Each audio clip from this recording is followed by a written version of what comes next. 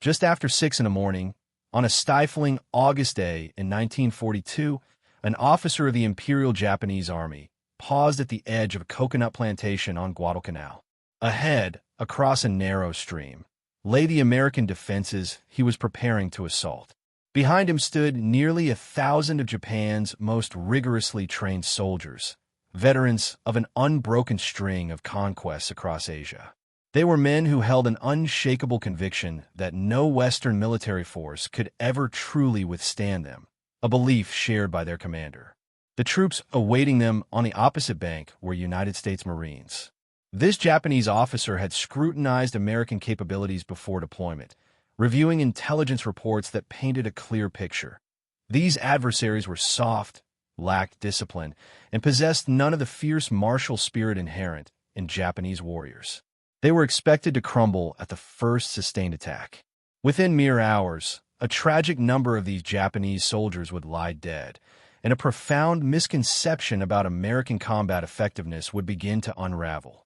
This unfolding disaster would challenge one of the most perilous assumptions in military history: the deep-seated Japanese conviction that American Marines were simply not capable of effective fighting. To grasp the events that transpired on Guadalcanal, one must first understand the fundamental views Japanese military leaders held regarding Americans long before hostilities began. For decades, the bedrock of Japanese military doctrine had been Yamato Damashii, often translated as the spirit of Japan. This concept transcended mere patriotic fervor. It was a core tenet asserting the spiritual supremacy of Japanese soldiers, enabling them to overcome any material deficit. While Western powers relied on industrial capacity and advanced machinery, Japan placed its faith in the unconquerable will of its fighting men. The origins of this belief system stretched back through centuries, drawing from ancient texts like the Kojiki and Nihon Shoki, which chronicle the Japanese people as direct descendants of the sun goddess, Amaterasu. The emperor himself was revered as a living deity, a divine link to the celestial realm. Thus, Japanese soldiers fought not just for their nation, but for a sacred lineage extending back millennia. This philosophy solidified into the cornerstone of Japanese military thought in the early 20th century. The resounding victory over Russia in 1905 appeared to validate every aspect of this self-perception. A smaller, Asian nation had decisively defeated a European power, seemingly through the sheer force of superior fighting spirit. Russian forces, equipped with modern armaments and supported by an industrial base, had been humiliated by Japanese soldiers who exhibited an apparent readiness to sacrifice their lives that their opponents could not match. The conclusion drawn was unequivocal. Material strength paled before the unwavering resolve of men prepared to die for their emperor. The Russo-Japanese War became the foundational blueprint for Japan's approach to all future conflicts. Spirit, it was believed, would invariably conquer steel, what would always overpower weapons. By the 1930s, this conviction had hardened into unquestionable dogma. Japanese officers were indoctrinated with the idea that Western soldiers, especially Americans, were fundamentally weak in spirit.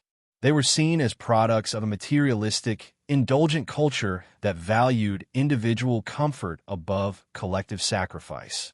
Such men, it was taught, would not stand firm in desperate circumstances. They would surrender or they would flee. The initial stages of the Pacific War seemed to confirm this assessment with startling completeness. When Japanese forces descended upon the Philippines in December 1941, American and Filipino defenses disintegrated within weeks. Fortified positions, designed to hold for months, fell in days. Places like Bataan and Corregidor became poignant symbols, not of American resistance, but of profound American failure. Tens of thousands were captured in one of the gravest military setbacks in American history. Similarly, at Singapore, an event Winston Churchill himself deemed the worst disaster in British military annals, over 80,000 Allied troops capitulated to a Japanese force half their size. British strategists had considered Singapore impregnable, yet the Japanese disproved this within a matter of weeks. Units under Major General Tomoyuki Yamashita swept down the Malay Peninsula with a ferocity and speed that overwhelmed all opposition. In the Dutch East Indies, Hong Kong, and Burma, this pattern was relentlessly repeated. Western forces consistently failed to match the sustained determination of the Japanese. Colonial armies, which had maintained order for generations, crumbled when confronted by Japanese soldiers who seemed to embrace death. At Wake Island, a small American garrison did manage to resist for over 2 weeks against overwhelming odds before finally yielding. Japanese commanders noted this defiance, but did not interpret it as a broader indication. Wake, they concluded, was an anomaly, its defenders simply trapped without escape. The Japanese High Command, witnessing this string of victories, drew what appeared to be self-evident conclusions. The Americans were precisely what they had always been assumed to be. They might possess superior equipment, abundant supplies, and larger naval vessels, but they critically lacked the one quality truly essential for warfare: the fundamental will to fight. This judgment specifically extended to the United States Marine Corps. Japanese intelligence had scrutinized the Marines and found nothing particularly impressive. They were a small force, considered poorly equipped compared to the Army, and had not engaged a serious enemy since the First World War. In the estimation of Imperial General Headquarters, they were mere garrison troops playing at soldiering. Indeed, the Marine Corps in 1942 was a relatively small service, with fewer than 70,000 men at the outbreak of hostilities. It had spent the interwar years largely in obscurity, involved in minor conflicts in Central America and the Caribbean. The engagements in Nicaragua and Haiti were hardly the stuff of military legend.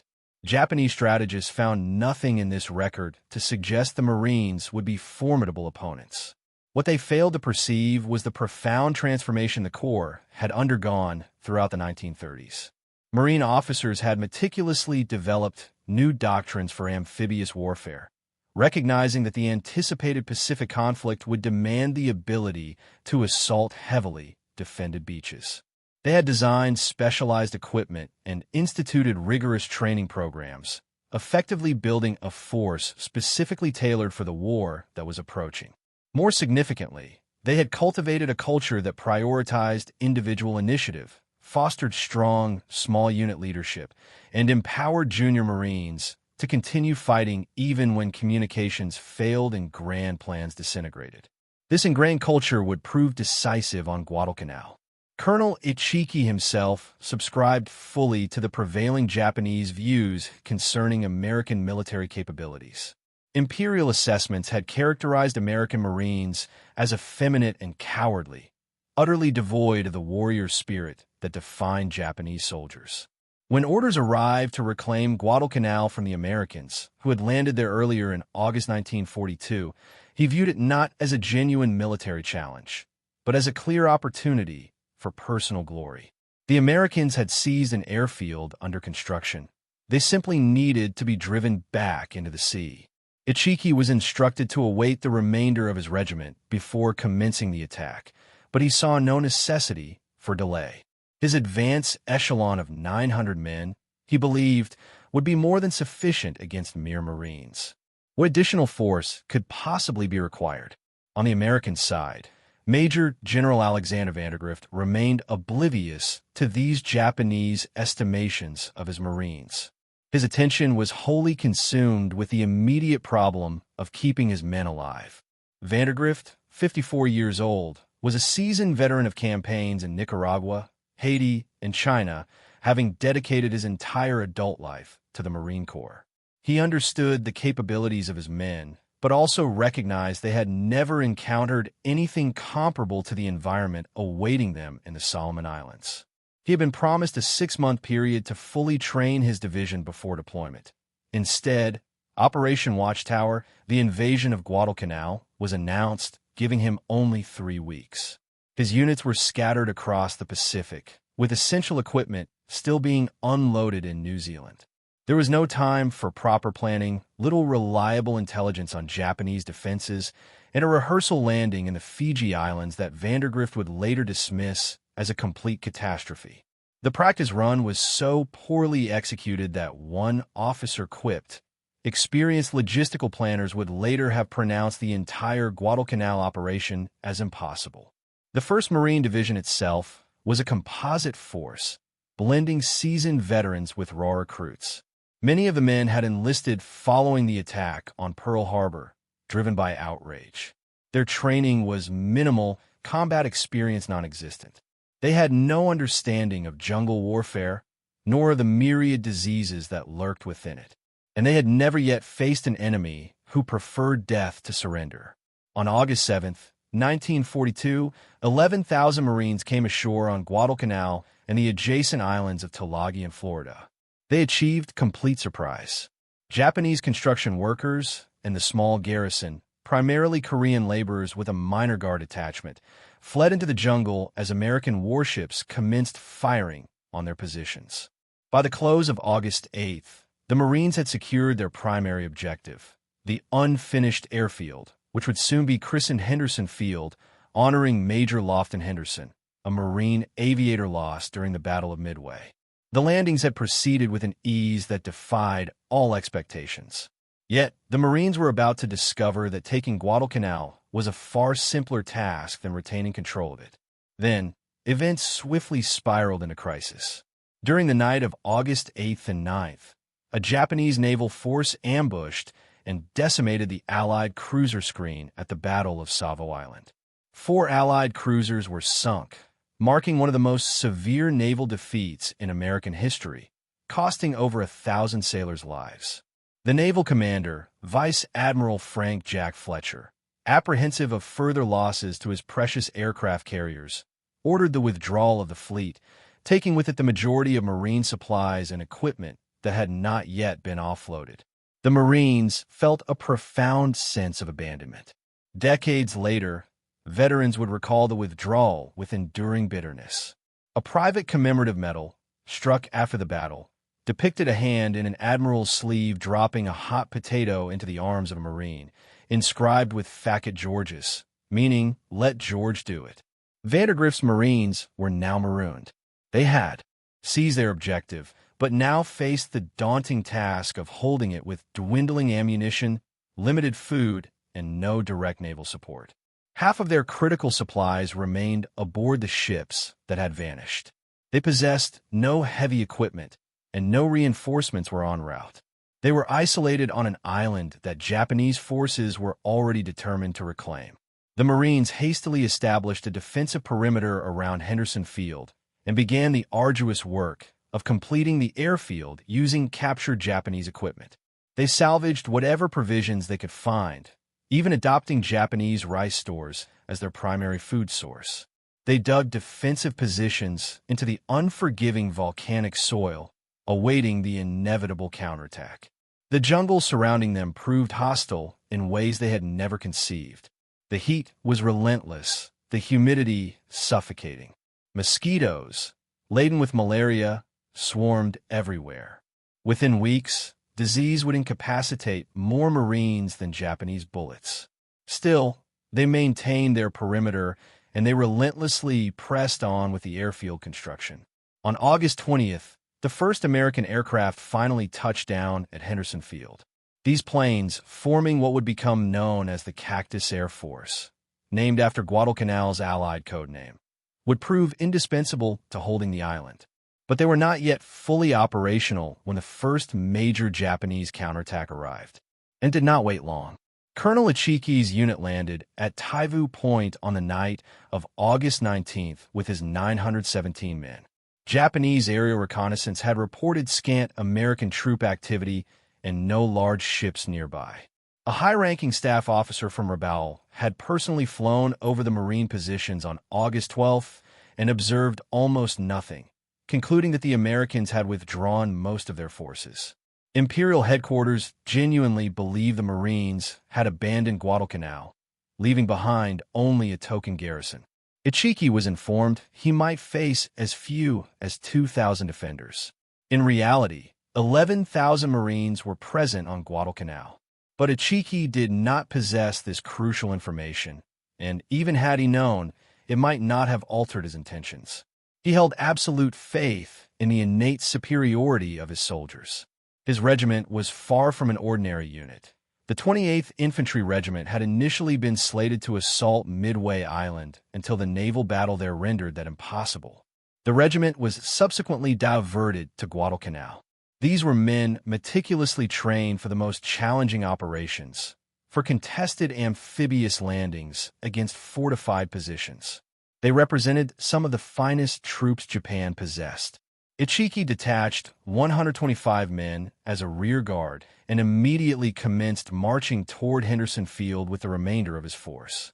His official orders had specified waiting at the beachhead for the slower transport ships carrying the rest of his regiment, due to arrive in a few days. He disregarded them. The Marines, he was convinced, would collapse at the initial assault. There was no need to await reinforcements, which would only dilute the glory that rightfully belonged to his men. What Ichiki failed to know was that the Marines were, in fact, aware of his advance. A Coast Watcher scout, Jacob C. Vuza, a former sergeant major in the British Solomon Islands police force, had been captured by Japanese soldiers while gathering intelligence. The Japanese discovered an American flag concealed in his loincloth and demanded information about Marine dispositions. Vuza steadfastly refused to speak.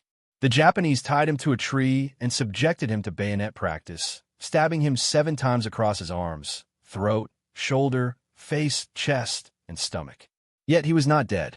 After the Japanese departed, Vuza gnawed through his ropes and, bleeding profusely, crawled for miles through the dense jungle. He eventually reached the Marine lines, issuing a vital warning about the imminent attack just minutes before Ichiki's assault began. Vuza would recover from his horrific wounds and continue to serve alongside the Marines throughout the campaign, later receiving the Silver Star and being made an honorary sergeant major in the Marine Corps. Around 1:30 a.m. on August 21st, Ichiki launched his assault across the sandbar at the mouth of Alligator Creek, mistakenly identified as the Tenor River on American maps. The Marines were prepared. The initial wave of Japanese soldiers surged across the sandbar, screaming "Banzai," their bayonets fixed, fully expecting the Americans to break and flee in terror. This was the established pattern. This was how it was supposed to happen. What transpired next profoundly shocked the Japanese soldiers who survived the initial onslaught. The Marines did not run. They did not surrender. They did not panic in the face of a determined night assault. Instead, they held their positions, unleashing a devastating hail of fire into the attacking Japanese. Machine gun emplacements positioned along the creek opened up with lethal accuracy.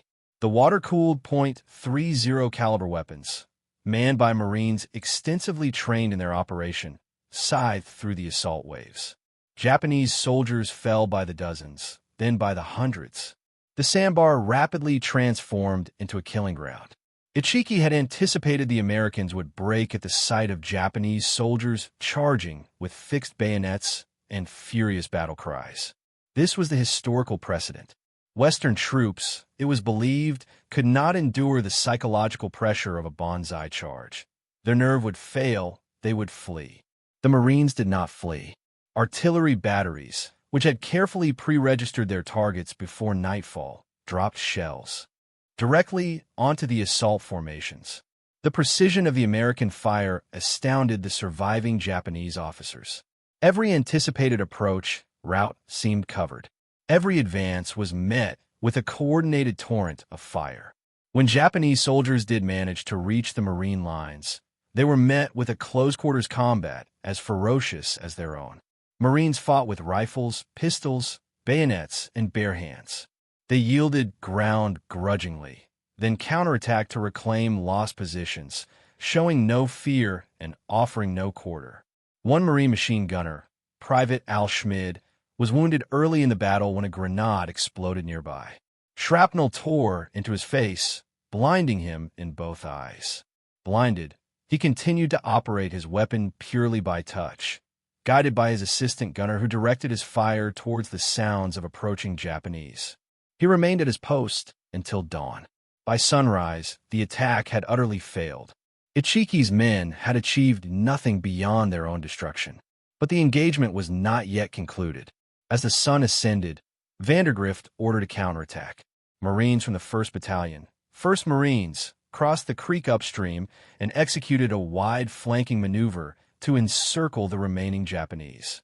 Light tanks joined the assault. M3 Stuart tanks, affectionately nicknamed Iron Cavalry by the Marines. The encirclement proceeded with methodical brutality. Japanese soldiers who had survived the night found themselves trapped within the coconut grove, with Marines closing in from all directions. Some attempted to swim to safety and were shot in the water. Others fought until their last bullet, then charged with bayonets. Many committed suicide rather than face capture. The tanks rumbled through the coconut grove, their machine guns spitting fire, crushing wounded Japanese soldiers beneath their treads. The Marines who followed demonstrated no more leniency than the Japanese had shown during their earlier conquests across Asia. While the American press would later sanitize these events, the reality was starkly brutal. The Marines had absorbed the shock of Japanese tactics and responded with overwhelming, decisive violence. One Marine who participated in the battle later described the grim aftermath.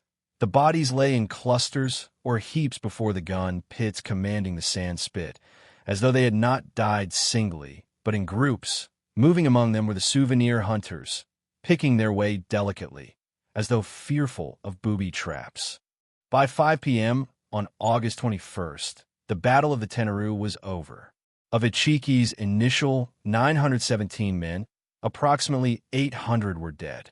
The few survivors, perhaps 128, disappeared into the jungle, eventually making their way back to Taiva Point. Marine casualties amounted to 35 killed and 75 wounded. The exchange rate was staggering. For every American lost, the Japanese had suffered more than 7. This outcome was utterly contradictory to Japanese doctrine. Colonel Ichiki, confronting this profound disgrace, burned his regimental colors to prevent their capture. He then either perished fighting in the final moments of the battle or performed ritual suicide shortly thereafter. Accounts vary, and the exact circumstances of his death remain unconfirmed. What is certain is that he did not survive to explain the catastrophic failure of his assault. When news of the Ichiki detachment's annihilation reached Rabaul, Japanese commanders reacted with stunned disbelief. The reports, they insisted, must be erroneous. A Japanese infantry regiment could not possibly have been wiped out by American Marines. Such a thing was simply beyond imagination. Imperial General Headquarters in Tokyo echoed this sentiment. The defeat was so unexpected that many officers outright refused to accept it. Something, they concluded, must have gone fundamentally wrong with Ichiki's execution. Perhaps he had attacked the wrong position. Perhaps his men had encountered unforeseen terrain. Perhaps the casualty figures were exaggerated. The Marines themselves, they maintained, could not be the problem. Some Japanese officers later voiced frustration at this pervasive denial. Imperial General Headquarters continued to dismiss the enemy on Guadalcanal, operating under the assumption that once Japanese forces landed successfully, the Marines would simply capitulate. This consistent underestimation would prove disastrous. This denial had truly fatal consequences. Instead of reevaluating their core assumptions about American fighting capability, Japanese commanders instead concluded that Ichiki had simply committed too few men. The solution, therefore, appeared obvious: send more. Major General Kyoto Kawaguchi was then entrusted with leading the next attempt to retake Henderson Field. He would command approximately 6,000 men from the 35th Infantry Brigade, a seasoned unit with a successful combat record in Borneo and the Philippines. Kawaguchi himself possessed a reputation as an unconventional thinker, a commander willing to question established orders and adapt to changing circumstances. His soldiers held him in high regard, and he was known for being unusually attentive to their welfare. Surely, this force, under such leadership, would succeed where Ichiki had so disastrously failed. Surely, Kawaguchi's experience and tactical flexibility would overcome any advantages the Marines might possess. Kawaguchi approached the situation with more foresight than Ichiki. He meticulously studied the reports from the Tenaru engagement, understanding that the Marines were far better prepared than initially anticipated. He recognized that a direct frontal assault across open ground would be suicidal. Yet, he still believed that a carefully planned night assault, launched from an unexpected direction, would ultimately overwhelm them. His plan was, in fact, quite sophisticated. Rather than attacking across the obvious, heavily fortified Marine approaches, Kawaguchi intended to march his men through the dense jungle to strike from the south, where the Marine perimeter was more lightly defended. A distinct ridge, extending down towards Henderson Field, offered a natural corridor for his advance. If his troops could seize that ridge in a surprise night attack, they could pour through the breach and overrun the airfield before the Marines could react effectively. That ridge, in September 1942, bore no name. Following the battle, it would become known as Edson's Ridge or Bloody Ridge, etched into history as one of the most famous pieces of ground in Marine Corps lore. Kawaguchi landed his forces on Guadalcanal in late August and early September, delivered by destroyers and barges that ran a perilous gauntlet of American air attacks. The subsequent march through the jungle proved far more arduous than he had foreseen. His men struggled through terrain that seemed specifically designed to disrupt military formations. Trails vanished without warning. Streams became impassable barriers.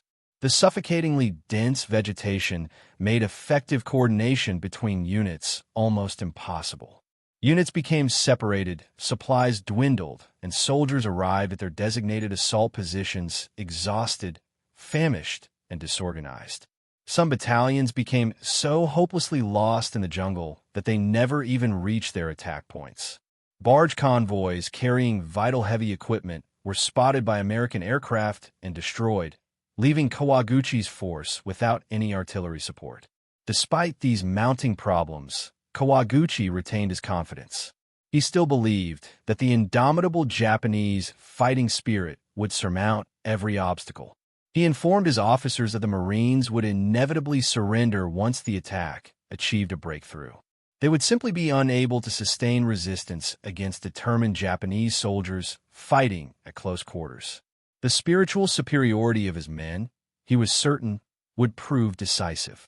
On the night of September 12, 1942, Kawaguchi launched his assault. Defending the critical ridge was a composite force of approximately 800 Marines, drawn primarily from the 1st Raider Battalion and the 1st Parachute Battalion, under the command of Lieutenant Colonel Merritt Edson.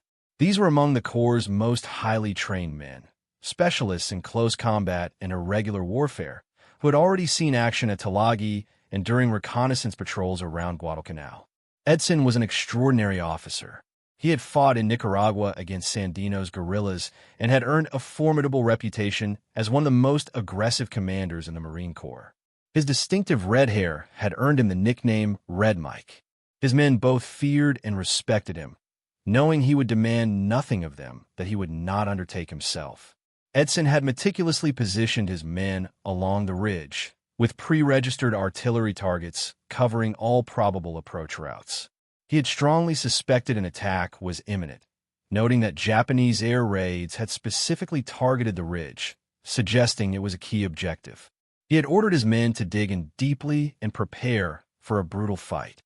The Japanese attacked in relentless waves, their battle cries piercing the night, throwing themselves against the Marine positions with fanatical resolve.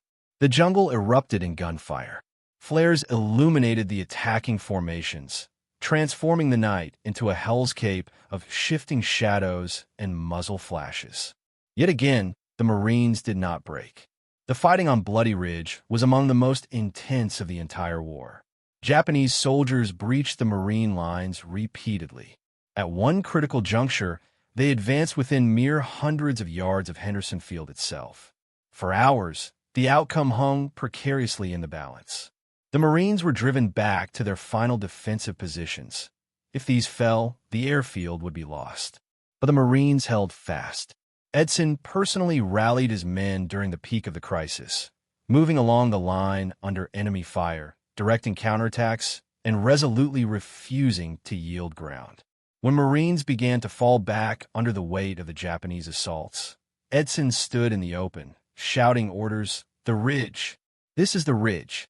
Hold it!" Artillery fire, called in by forward observers, devastated the Japanese assault waves. The shells fell with lethal accuracy, breaking up Japanese formations before they could mass for decisive attacks. The seamless coordination between the infantry on the ridge and the artillery batteries positioned behind them proved absolutely critical for survival. When ammunition supplies dwindled, Marines resorted to fighting with bayonets and rifle butts. Hand-to-hand combat raged across the ridge as Japanese soldiers who had penetrated the lines were hunted down and killed. The night was filled with the cacophony of grenades exploding, the sharp crack of rifle fire, and the anguished screams of wounded men. At one point during the second night of fighting, Japanese soldiers got so close to Henderson Field that they could see the parked aircraft.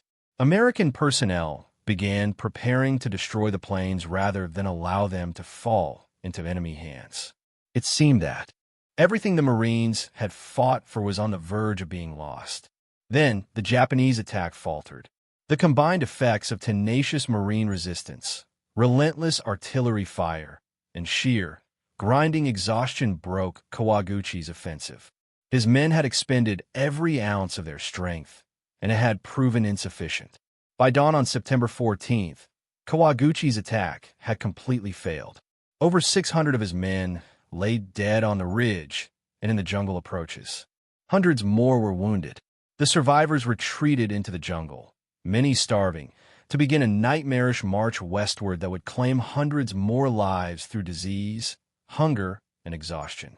Vandergrift later confessed that Kawaguchi's assault on the ridge was the only occasion during the entire campaign when he harbored serious doubts about the ultimate outcome.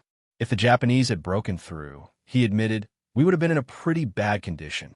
Historian Richard B. Frank would later assert that the Japanese never came closer to victory on the island itself than in September 1942, on a ridge rising from the jungle just south of the critical airfield, forever after known as Bloody Ridge. The Marines had held once again, and this time they had done so against a force specifically designed to overwhelm them. The defeats suffered by Chiki and Kawaguchi should have compelled a fundamental reevaluation of Japanese assumptions. They did not. Japanese commanders instead escalated their commitment to Guadalcanal while simultaneously refusing to acknowledge what these battles had unequivocally revealed about American fighting capability. The problem was deeply systemic. Japanese military culture actively discouraged honest reporting of failures. Officers who admitted their plans had failed risked profound disgrace. It was far simpler to attribute blame to subordinates, bad luck, or unusual circumstances than to confront the unsettling possibility that fundamental strategic assumptions were flawed. Consequently, rather than recognizing that the Marines were far more capable than expected, Japanese commanders concluded that they simply needed to commit more men, more ships, and more resources. The basic approach, they believed, was sound. Only the execution had been wanting. This time, they were sure, will be different. Lieutenant General Harakichi Hayakitake, commander of the 17th Army, personally arrived on Guadalcanal on October 9th to oversee the next major offensive. He brought with him the 2nd Sendai Division, one of the most distinguished units in the Imperial Japanese Army. The Sendai had fought extensively in Manchuria and China, its veterans having consistently demonstrated Japanese superiority over Asian armies. Surely, they would prove it again against the Americans. This time, there would be no half measures. Over 20,000 Japanese troops would participate in a meticulously coordinated assault designed to finally overwhelm the American defenders. The attack would be launched simultaneously from multiple directions. Artillery support would be provided by naval vessels, which would bombard Henderson Field prior to the ground assault, while air attacks suppressed American aviation. Hayakitake was so absolutely confident of success that his staff prepared detailed plans for accepting the American surrender. They discussed the ceremony in elaborate detail, aiming for it to be the envy of every unit in the Japanese army. There was, in anyone's mind, no doubt that the Marines would be annihilated. The date chosen for this final, decisive assault was October 23, 1942. Hyakutake dispatched a message to his superiors that perfectly encapsulated his confidence. The time of the decisive battle between Japan and the United States has come. He was, in fact, correct about that. But the battle would not unfold as he expected. The battle for Henderson Field, also known as the October Offensive, commenced on the night of October 23, 1942. Hyakutake initiated attacks from multiple directions, striving to overwhelm the Marine perimeter through sheer numerical superiority. The initial assaults occurred along the Matanakaw River on the western flank of the perimeter. 9 or 10 Japanese tanks rumbled forward in the darkness, their engines audible before they even appeared.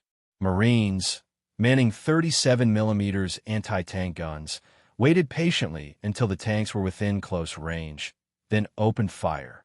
One by one, the tanks were systematically destroyed. Japanese infantry, advancing behind the tanks, were cut down by concentrated machine gun fire. However, the main thrust of the attack came from the south, where the Sendai Division was expected to achieve the decisive breakthrough.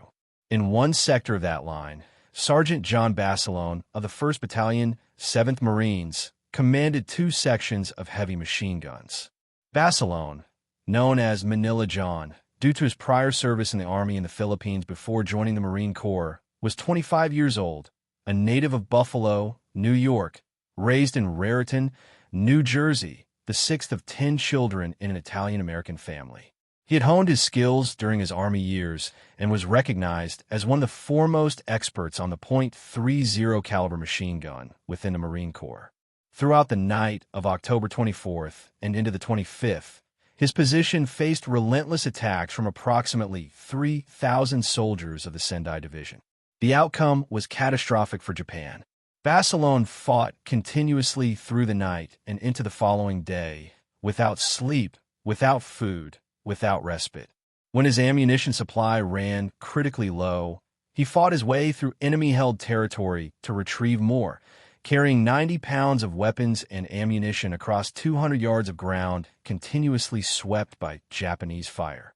When his gun crews were killed or wounded, he personally manned the weapons. When the machine guns jammed from the intense heat of continuous firing, he repaired them under fire, burning his hands on the superheated barrels. At one point, enemy bodies accumulated so high in front of his position that they obstructed his field of fire. Marines had to leave their fighting positions to physically push the corpses aside so they could continue shooting. Private First Class Nash Phillips, who lost a hand during the battle, later recounted Basilone visiting him at the medical tent. He was barefooted and his eyes air red as fire. His face was dirty black from gunfire and lack of sleep. His shirt sleeves were rolled up to his shoulders. He had a .45 pistol tucked into the waistband of his trousers. He had just dropped by to see how I was making out. Me and the others in the section. I will never forget him. He will never be dead in my mind. By the time reinforcements finally arrived, only Basilone and 2 other Marines from his section remained standing. The ground before their position was covered with Japanese dead. Basilone would receive the Medal of Honor for his extraordinary actions, becoming the first enlisted Marine to earn the award during World War II. Similar harrowing scenes unfolded across the Marine perimeter that night. At another crucial position, Lieutenant Colonel Louis Chesty Puller commanded the 1st Battalion, 7th Marines. Puller would eventually become the most decorated Marine in history. But on this night, he was simply another officer desperately striving to keep his men alive against overwhelming odds. His battalion held its ground, as did the others. The highly coordinated Japanese assault, the one intended to finally overwhelm the American defenders, broke decisively against the same unyielding determination that had defeated Ichiki and Kawaguchi.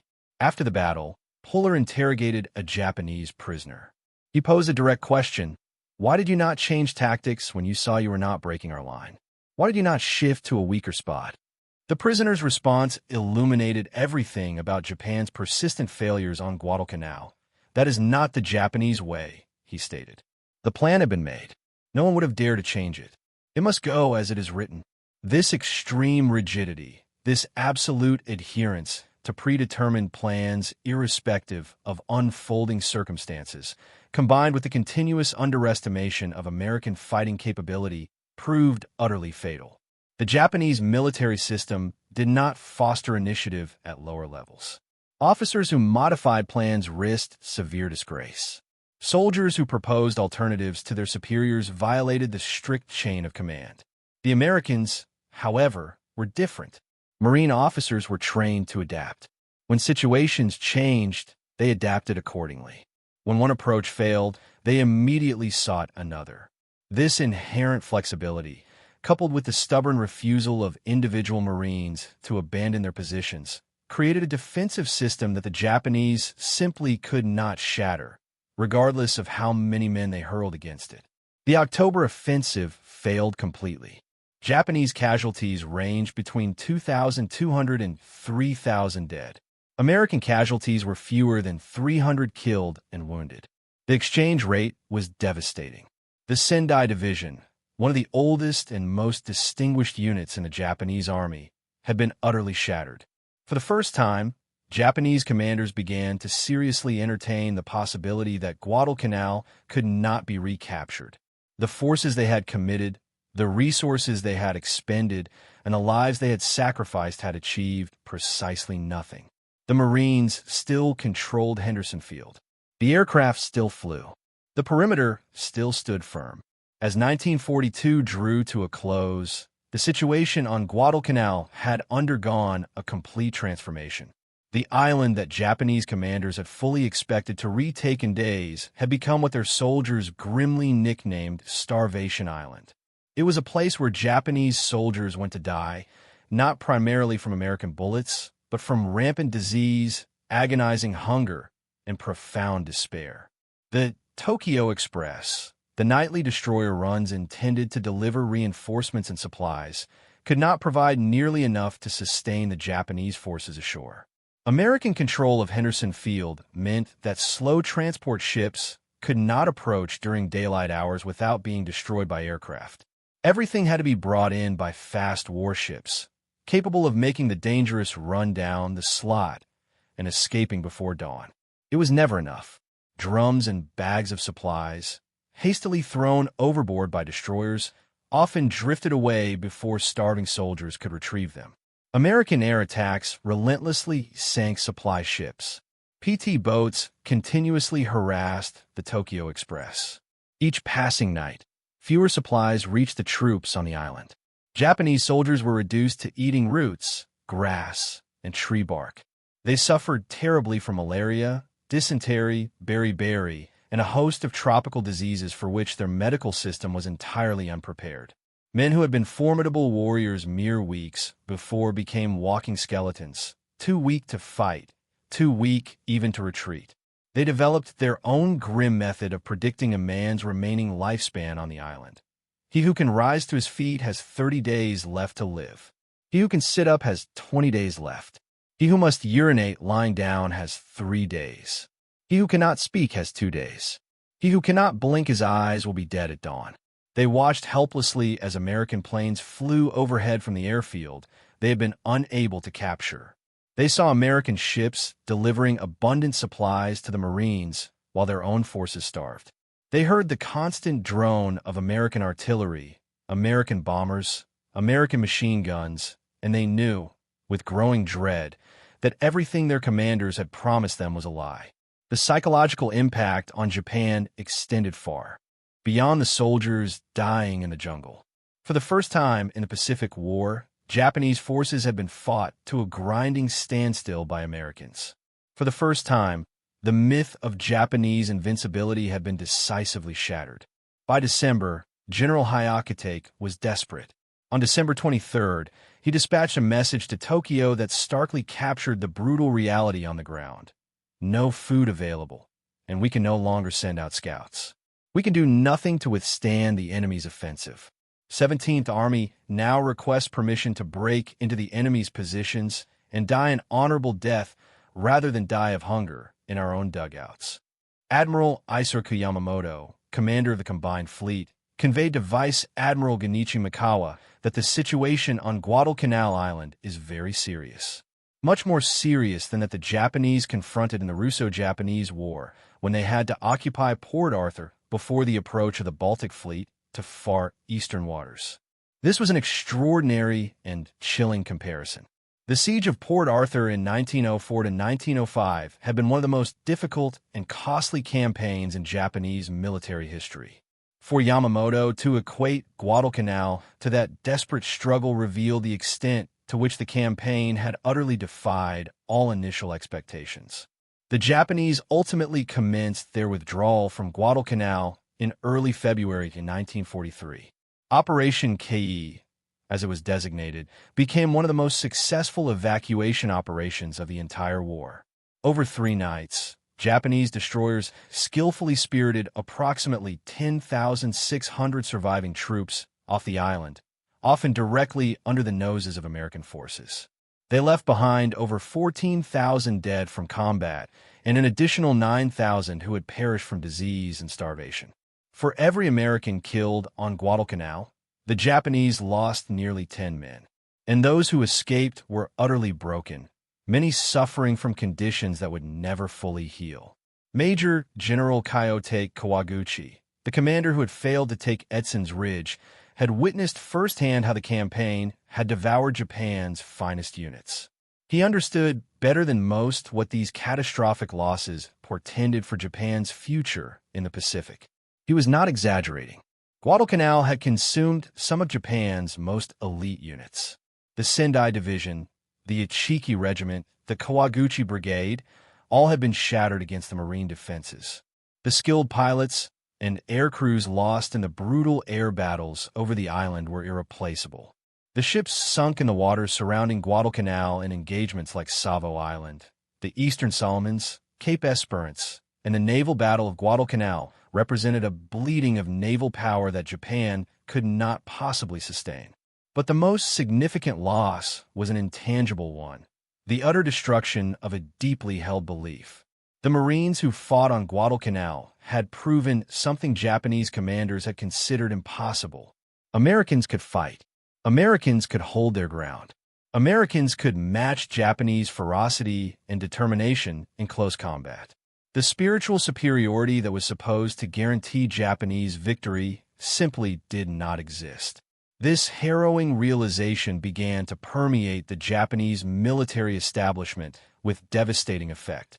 In the Solomons, in New Guinea, and in every subsequent campaign of the Pacific War, Japanese commanders would encounter opponents who would not break, would not surrender, and would not run. The tactical implications were profound.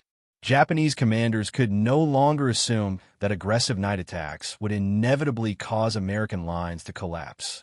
They could no longer rely on spiritual superiority to overcome material disadvantages. They were forced to confront Americans as equals. And in that kind of prolonged, grinding conflict, American industrial production and logistical supremacy would ultimately prove decisive. The Marines themselves had not consciously set out to dismantle Japanese ideology. They were simply engaged in doing what they had been rigorously trained to do. Yet, by defending Henderson Field against a relentless series of Japanese assaults, they had irrevocably shattered one of the most dangerous assumptions in modern military history.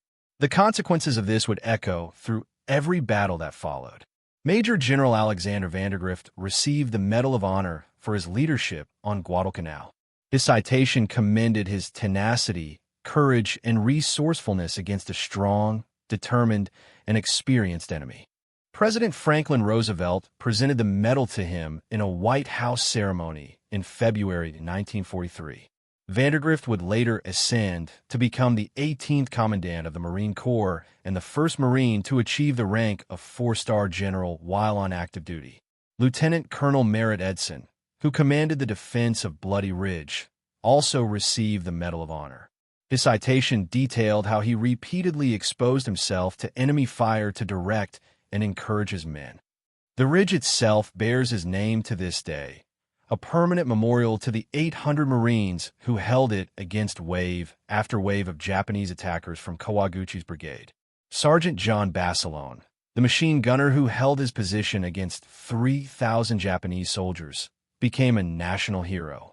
When he received the Medal of Honor, he uttered a sentiment that perfectly captured the spirit of the Marines on Guadalcanal.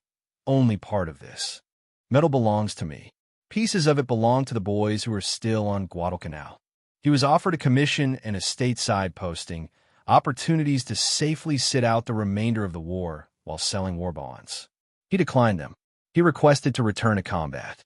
On February 19, 1945, he was killed on the first day of the invasion of Iwo Jima, while single-handedly destroying a Japanese blockhouse and then guiding a tank through a minefield under heavy fire.